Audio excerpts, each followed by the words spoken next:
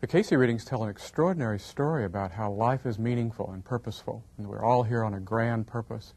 But then they get even more specific and say that everybody is here on a specific mission, that each of us has come with unique talents and abilities and strengths to contribute something and to grow in a very special way, a very particular life path.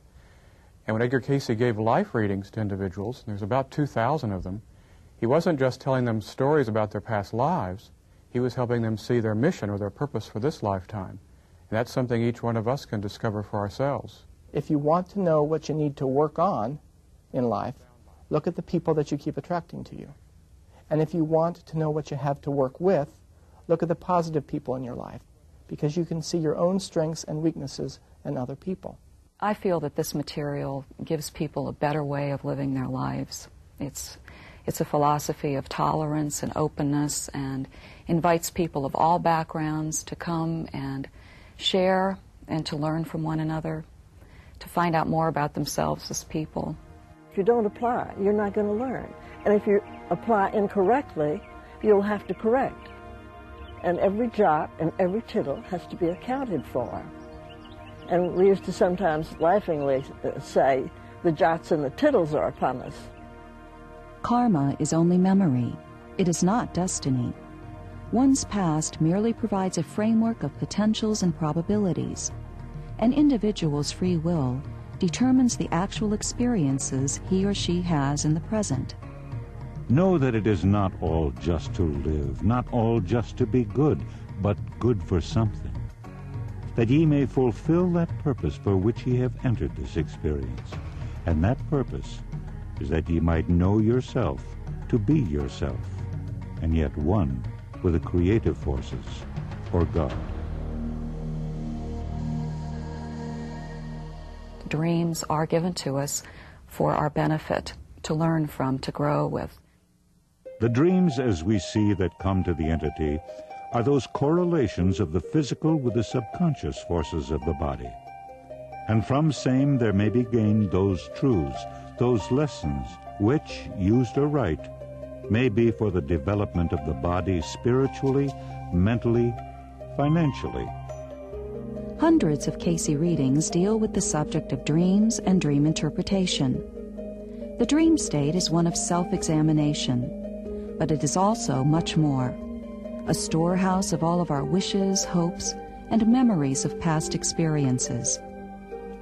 Dreams can diagnose the cause of physical ailments, they can point out thoughts and emotions that we have perhaps tried to overlook, and they can make suggestions for improving our relationships with others. Dreams can be a catalyst for change in our lives. They can also be reaffirming that we are headed in the right direction, that they can give us sort of a spiritual upliftment that we might really need at a given time. Perhaps one of the most significant statements regarding dreams from the Cayce readings is that nothing of significance ever happens to us without it first being foreshadowed in our dreams.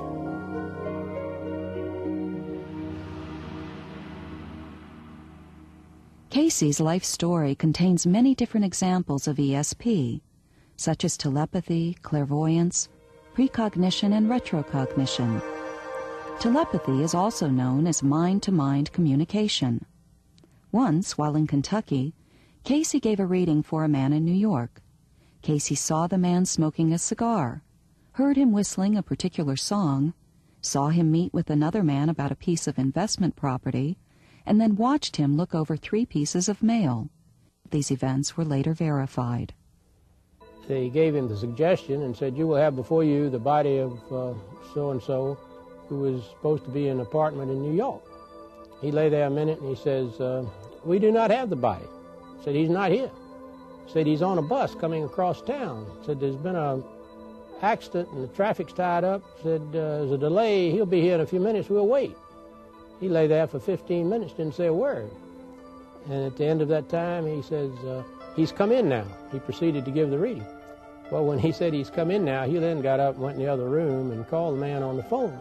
The man said, that's exactly right. Said, I know I was supposed to be in my apartment, and I was on the way there, and I was on a bus, and there was a lot of traffic, and the bus was late, and I just this minute walked in.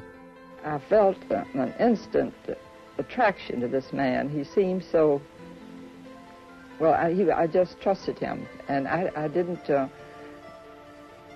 think anything about his readings. When I sat there and listened to it, it was just like any other job of taking dictation.